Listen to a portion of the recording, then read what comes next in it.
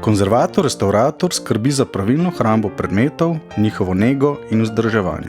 Načrtuje, organizira in izvaja konzervatorska in restavratorska dela ter tako omogoči ohranjanje dediščine.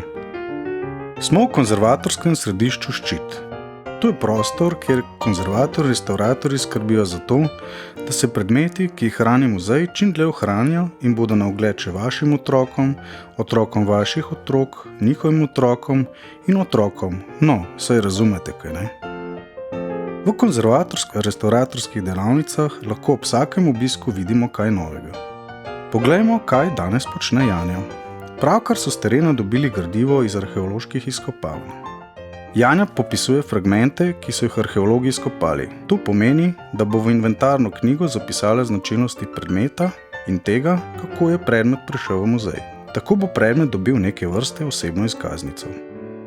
Arheologi predmetov navadno ne najdejo celih. Le kaj bi kosi, ki jih popisuje, lahko predstavljali?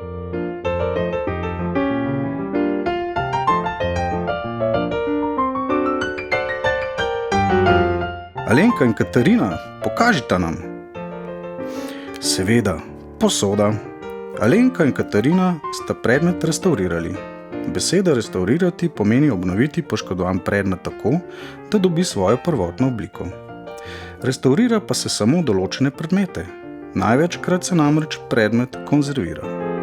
To lahko dosežemo na primer tako, da predmete zaščitimo pred premočno svetlobo, prahom in drugim nečistočami in jih shranjujemo v primernem prostoru, kjer ni prevroče, prehladno, prevlažno, včasih pa zaščitimo s posebnimi premazi, laki. Predmeti pridejo v muzej na različne načine.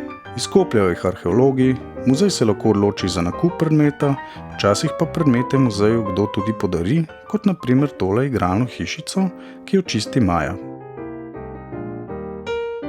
Ko predmeti prispejo v muzej, je treba z njimi ravnati kot zakladom.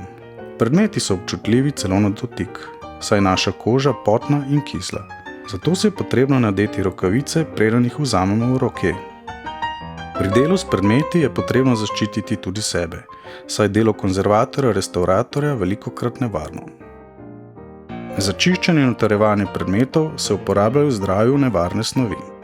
Za opravljanje poklica konzervatorja, restavratorja niso dovolj zgolj dolga leta šolanja. Potreben je smisel za likovno ustvarjanje, nujne so ročne spretnosti in velika mera potrpljenja.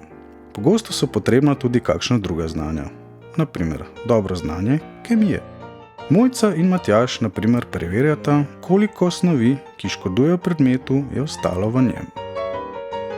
Kakšen postopek je za ohranitev predmeta najprimernejši, se konzervator in kustos odločita skupaj.